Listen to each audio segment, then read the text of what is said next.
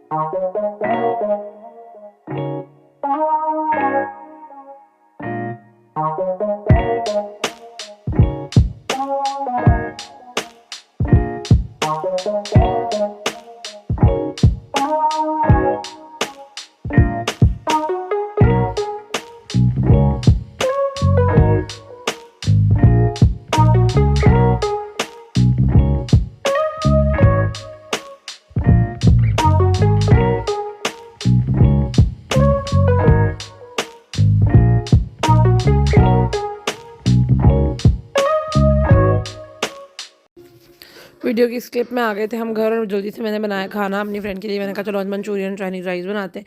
और यहाँ पे मेरे हस्बैंड ने निकाले हैं अनार। मुझे बड़ा मुश्किल लगता है अनार को पील ऑफ करना। तो ये जी वोक में डाली सबसे मतलब गेम चेंजर चाइनीज़ राइस के लिए कि आपने सारी सब्जियों को वोक में बनाना है।